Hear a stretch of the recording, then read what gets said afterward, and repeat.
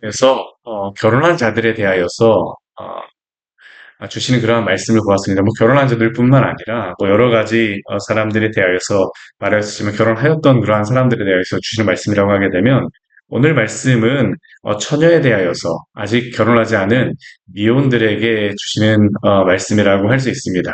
사실 고린도 교회 성도들이 이 질문을 한 이유가 무엇일까요? 어제도 잠깐 말씀드렸었지만 이들은 그 이 시대에 그 철학을 가지고 지금 교회 안에서의 그러한 자신들의 삶을 판단하는 겁니다.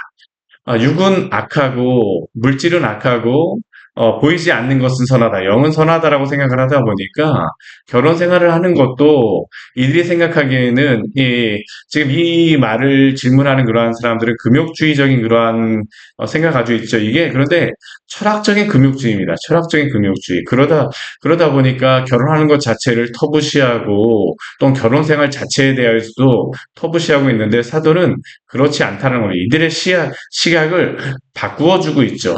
오늘 말씀도 미혼인 그러한 사람들에게 주는 그러한 말씀입니다. 오늘 25절 말씀을 보게 되면 이렇게 시작하고 있어요. 우리 25절 말씀 같이 한번 읽어볼까요? 처녀에 대하여는 내가 주께 받은 계명이 없으되 주의 자비하심을 받아서 충성스러운 자가 된 내가 의견을 말하노니 처녀에 대하여는 이라고 하면서 사도 바울이 자신이 직접적으로 주님께 받은 계명은 없다라고 이야기를 합니다. 그러나 성령께서 이 뒤에 말씀을 보게 되면 성령께서 그를 통하여서 이제 조명하여 주시고 또한 그에게 알게 하여 주심으로 말미암아 영감을 주셔서 또한 이것을 말할 수 있도록 하시는 것이죠. 어, 그런데 그가 이 사람들에게 이야기하는 것은 무엇이냐 하면 우리 26절 말씀에 보게 되면 내 생각에는 이것이 좋으니라고 이야기하는데 그것이 무엇이냐면 임박한 혼란으로 말미암아 사람이 그냥 지내는 것이 좋다라고 이야기를 합니다. 그러나 이것이 결혼하지 말라라고 이야기하는 것이 아닙니다. 사도는 지금 이들에게 이렇게 이야기하는 이유가 무엇이냐면 임박한 혼란이 있다라는 겁니다. 그리스도를 믿고 살아가는 것에 박해가 있을 것이기 때문에 이것이 신앙을 지키는 것에 참 여러 가지 어려움이 될 수도 있기 때문에 주님을 잘 섬기려고 하게 되면 이 임박한 혼란으로 말미암아 자신의 의견에서는 그냥 지내는 것도 나쁘지 않다라는 거죠.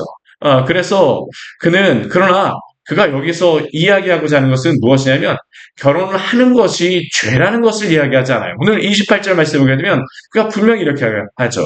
그러나 장가가는 것도 죄 짓는 것이 아니요.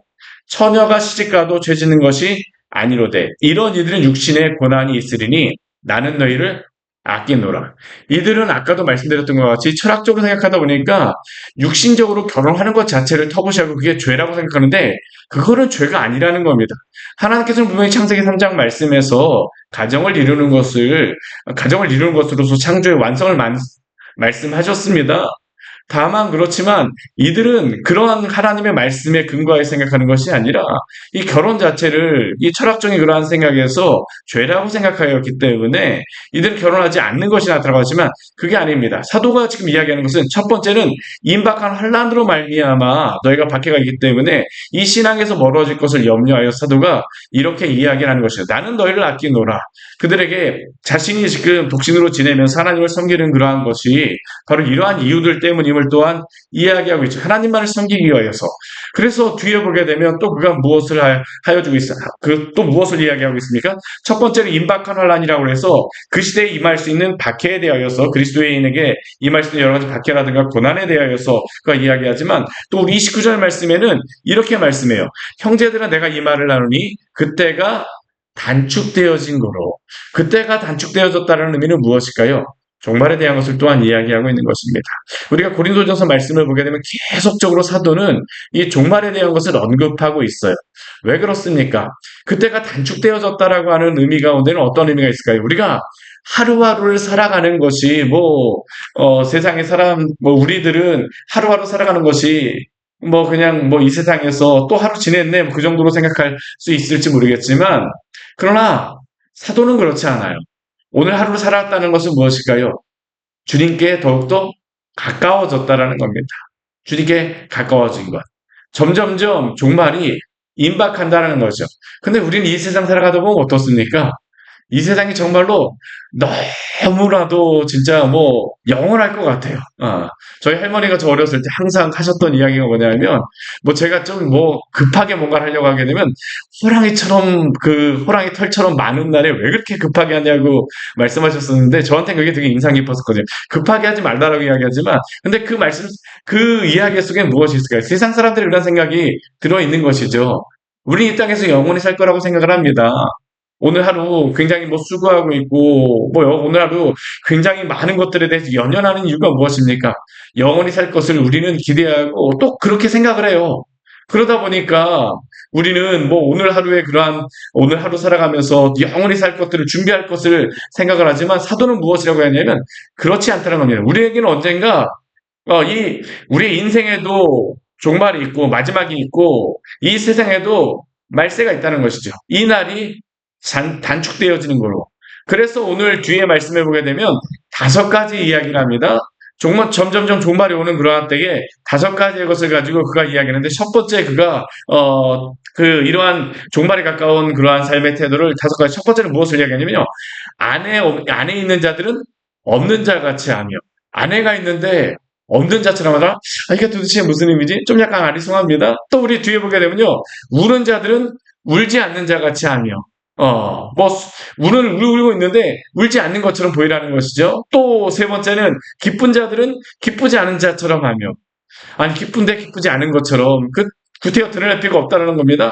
또 우리 21절 말씀해 보게 되면, 우리 20절, 30절 뒤에 말씀해 보게 되면, 매매하는 자들은 없는 자 같이 하며, 많은 것들을 샀다 할지라도요, 그것을 산 거를 가지고 내가 많은 것이 자랑할 것이 아니라는 겁니다.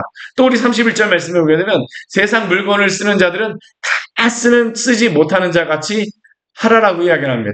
왜 이러한 이야기를 할까요? 우리 31절 뒤에 말씀에 보게 되면 이렇게 이렇게 말씀하고 있죠.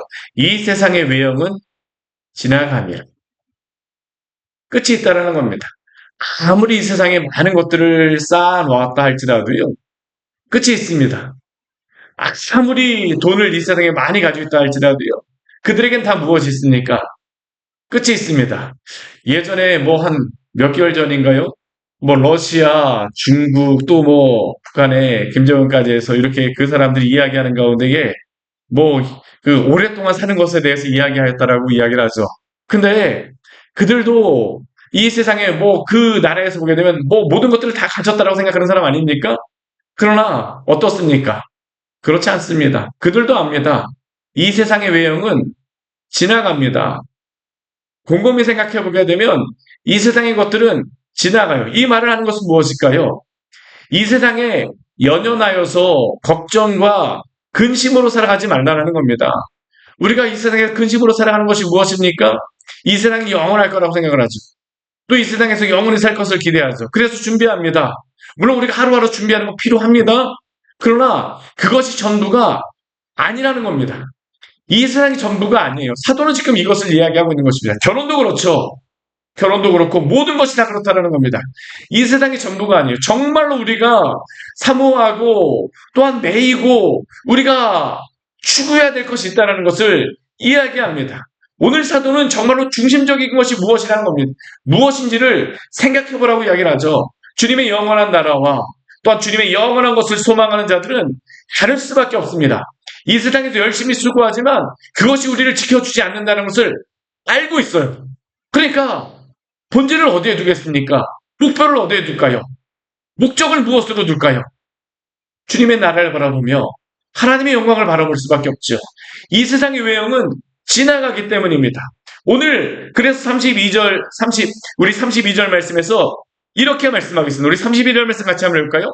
너희가 염려 없기를 원하노라. 장가가지 않는 자는 주의를 염려하여 어찌하여야 주를 기쁘시게 할까 하되, 너희가 염려 없기를 하게 하기를 원하여서 사도는 지금 이것을 이야기하고 있는 것입니다. 장가간 자들은 어떻습니까? 아무래도 이 아내와 또한 여러 가지 가정을 위하여서 고민하는, 그게 필요 없다라는 것이 아닙니다. 그러나 본질적인 것이 무엇이냐라는 것을 사도는 이 결혼까지도 이야기하고 있는 것입니다. 우리에게 가장 중요한 것은 무엇일까요? 성도에게 주님 나라 바라보는 것입니다. 우리의 주는 누구이십니까? 주님이십니다. 주님이세요. 우리 33절 말씀에 보게 되면 장가간 자들은 세상 일을 염려하여서 어찌하여 아내를 기쁘게 할까 하여. 물론 아내를 기쁘게 해야 되죠. 그러나 아내가 또한 남편이 우리의 주인이 되어줄 수는 없습니다.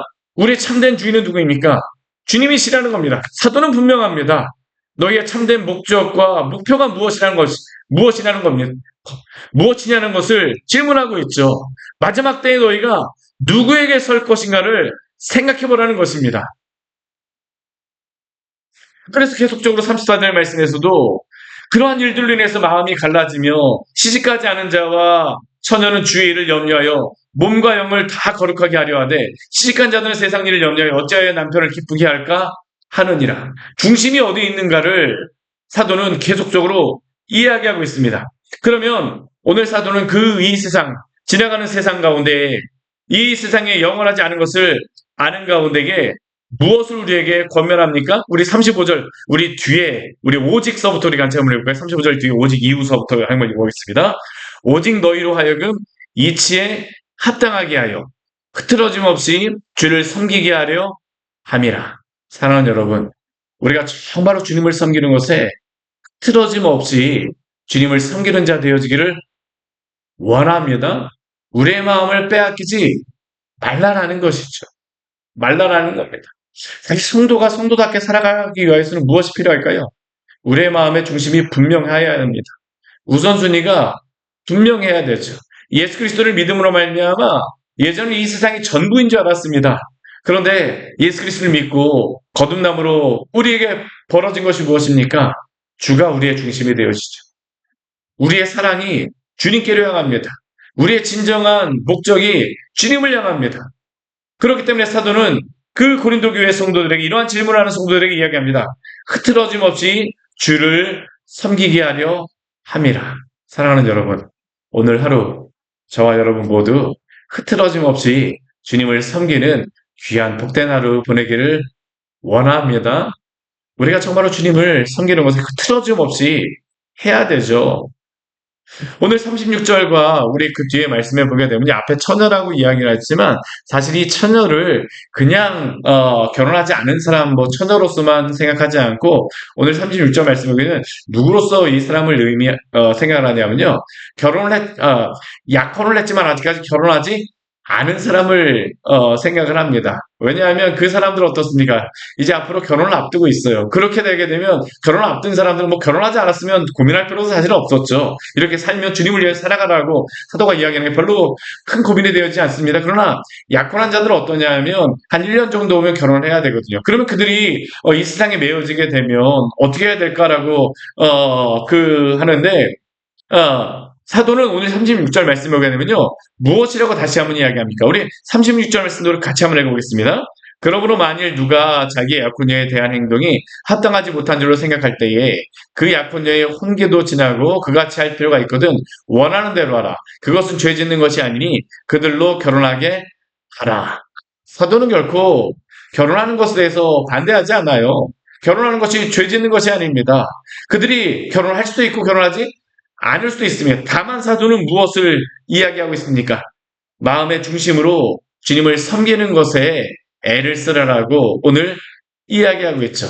오늘 하루 우리에게 맡겨진 무엇이 있습니까? 여러 가지 계획들이 있죠. 맡겨진 여러 가지 계획들, 방금 전에 보니까 여기서 울리는 그런 소리가 들립니다. 그렇죠?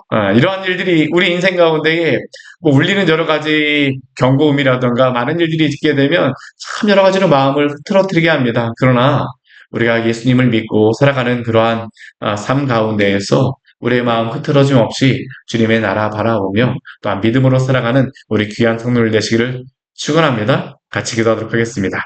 하나님 아버지 오늘 말씀을 통하여서 우리에게 귀한 은혜를 주신 감사를 드립니다. 고린도 교회 성도들이 결혼에 대하여서 또한 여러 가지 오늘 말씀에서는 미혼인 자들의 어떻게 해야 되는지에 대해서 질문하고 있습니다.